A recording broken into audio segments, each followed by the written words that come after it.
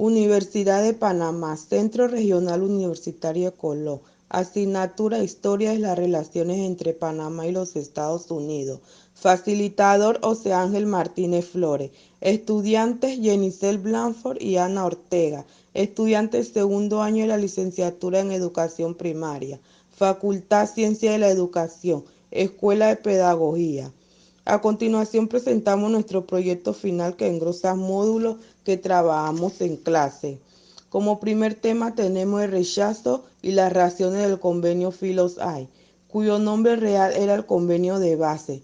Se firmó el 10 de diciembre del año 1947 entre el ministro interno de Relaciones Exteriores de Panamá, Francisco Filo, y el embajador de los Estados Unidos, el general Frank Hay, con el visto bueno de sus respectivos presidentes, Enrique Jiménez y Harry Truman.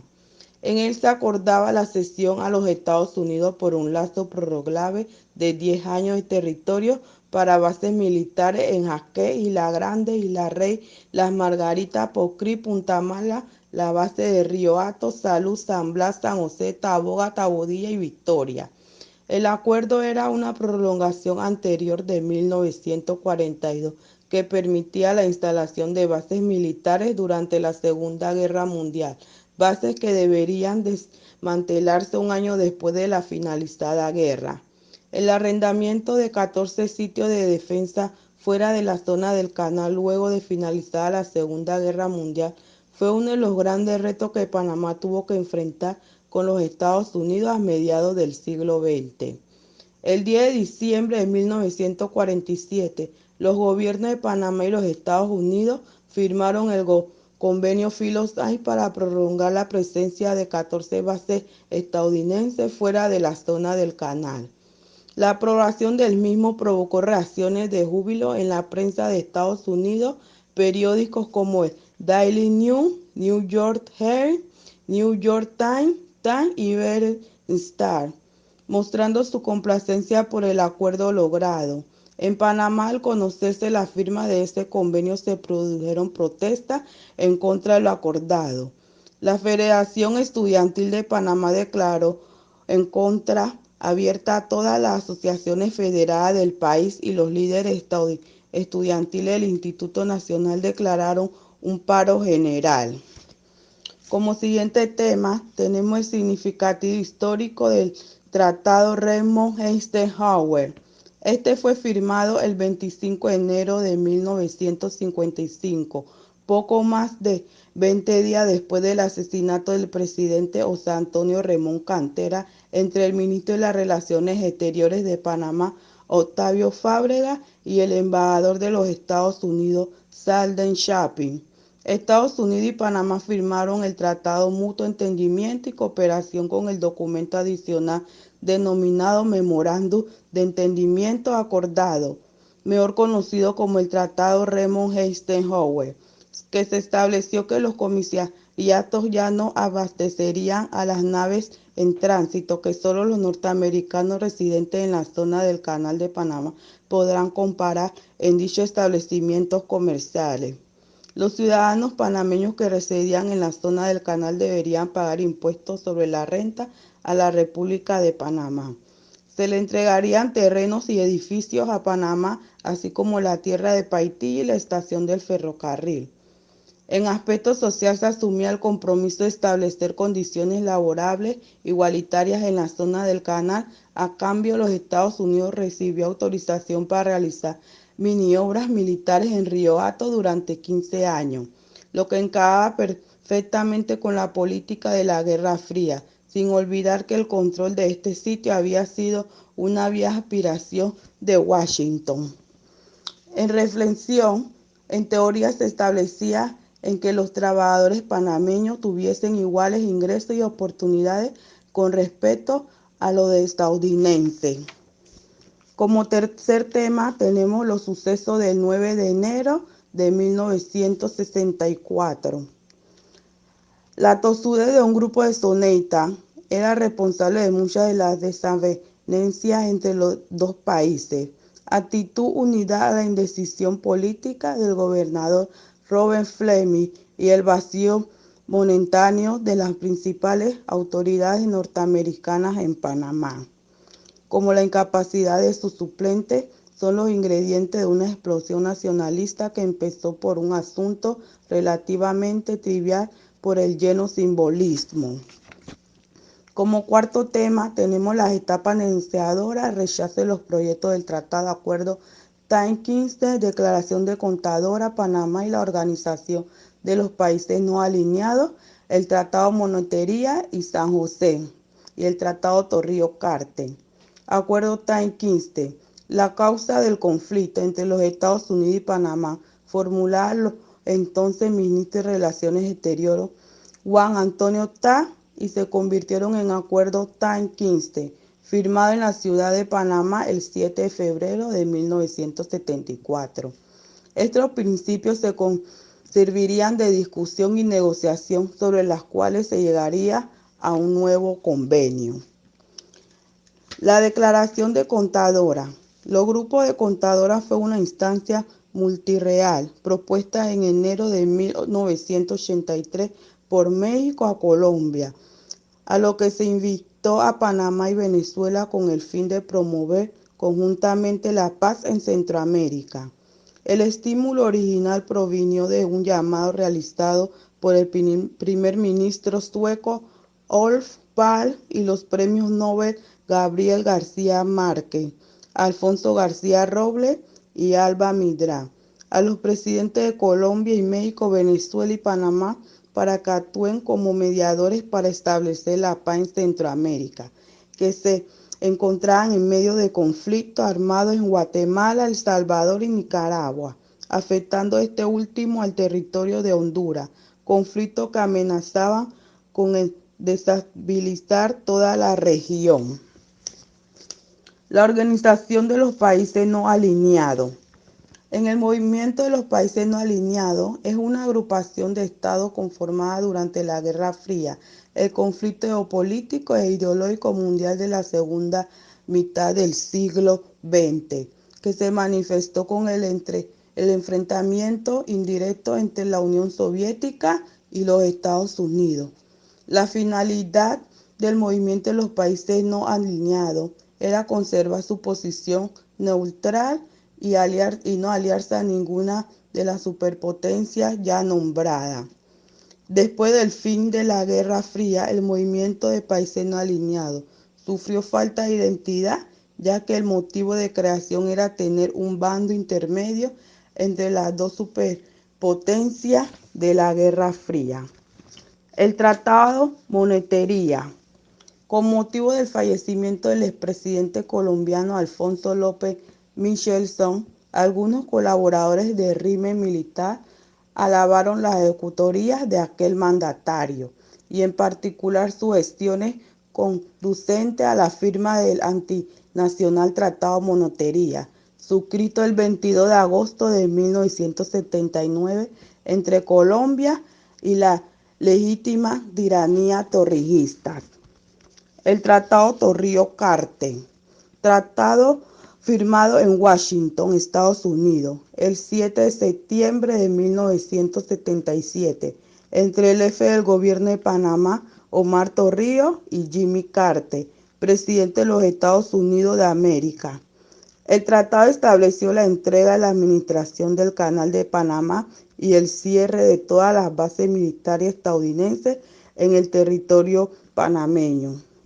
Los tratados comprometieron a ambos países a acordar en forma amistosa y cooperativa el proveedor de una buena administración operativa y mantenimiento de acuerdo del Canal de Panamá compuesto por el Tratado Torrijos-Carter, que constaba de un preámbulo y un anexo y una acta, y el tratado concerniente a la neutralidad permanente y el funcionamiento del Canal de Panamá que garantiza el libre tránsito y la neutralidad de perpetuidad de este. Como quinto tema tenemos la historia de Lester León grave, un hecho, dos interpretaciones y la condena en la zona del canal. Lester León, a mediados de la década de 1940, fue acusado de violar a una joven blanca de la zona del canal. Apenas contaba con 19 años y la realidad señalaba evidencia de un amor furtivo entre los dos jóvenes. Leon, un moreno de ascendencia jamaicana que venía de la ciudad del imperfecto mundo que se encontraba más allá, que los norteamericanos habían delimitado meticulosamente en las riberas del canal. Un hecho, dos interpretaciones.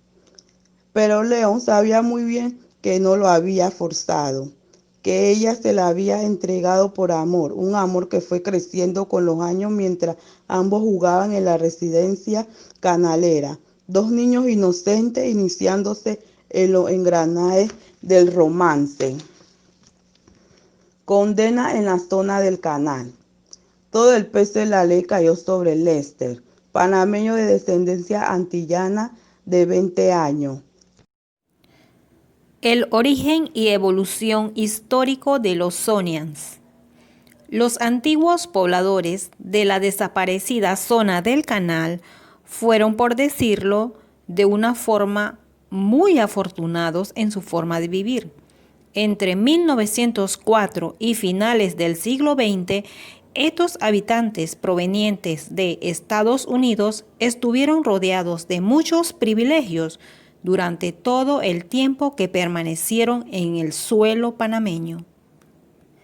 La definición de un soneíta no aplica solo para aquellos que abandonaron Estados Unidos y se establecieron en la zona, sino también para los que nacieron dentro de este territorio, después del 1 de octubre de 1979, fecha en que entra en vigor los tratados Torrijos-Carter.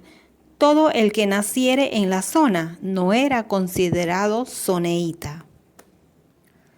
La gran mayoría de soneítas regresaron a Estados Unidos a lo largo de 1999, año en que se completó la transferencia del canal a manos panameñas. Áreas sociales, residenciales, bases militares y puertos ocupados por los Estados Unidos en Panamá. Áreas residenciales fueron Fuerte de Amador, Altos de Curundú, Fuerte Gulick, Frankfield, Fuerte Davis, Base Aérea de Albrook, Fuerte Clayton, Base Aérea de Howard, Barracas de la Infantería Marina, Corozal, Farfán, Fuerte Sherman, Cocolí. Por casi 100 años, miles de estadounidenses vivieron con todo lujo en tranquilas comunidades tropicales cerca de la bahía de Panamá. Estas incluían también áreas residenciales ubicadas en la provincia de Colón. La zona del Canal de Panamá fue una colonia de Estados Unidos establecida en el país centroamericano en 1903.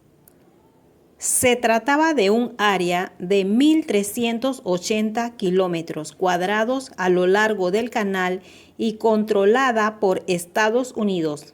La familia recibía generosos beneficios, incluidas viviendas de protección, largas vacaciones y un personal muy amable. Los residentes de la zona disfrutaban de buen clima y el relajado estilo de la vida del lugar, donde vivían en cómodas casas del estilo de su país de origen.